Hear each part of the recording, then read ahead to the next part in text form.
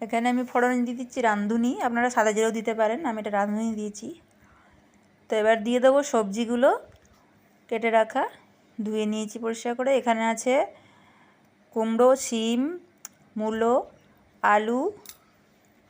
তো আমি সবজিটা এখানে দিয়ে দিয়েছি, দিয়ে ভালো করে নেড়ে নেবো। আপনারা চাইলে এর মধ্যে একটু বড়ি অ্যাড করতে পারেন, তাহলে খুব সুন্দর লাগবে খেতে।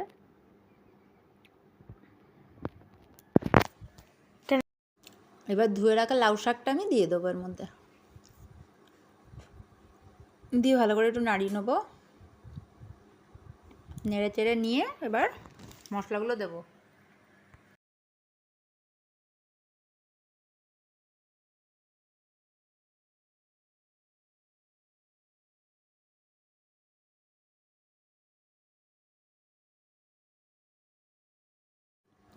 এবার দিয়ে দেবো লবণ,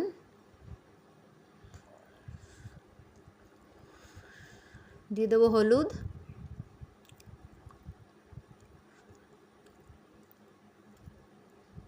দেবো একটু লঙ্কার গুঁড়ো,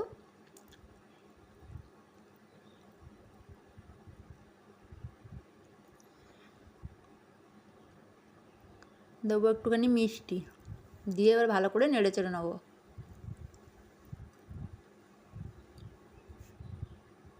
এর মধ্যে আমি দুটো কাঁচা লঙ্কাও দিয়ে দিয়েছি।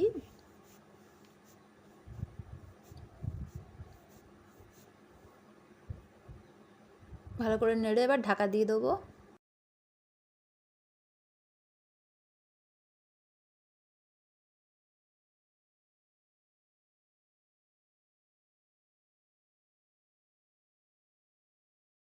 তো আমার এই রেসিপিটা হয়ে গেছে, তো আমি নামিয়ে নেবো।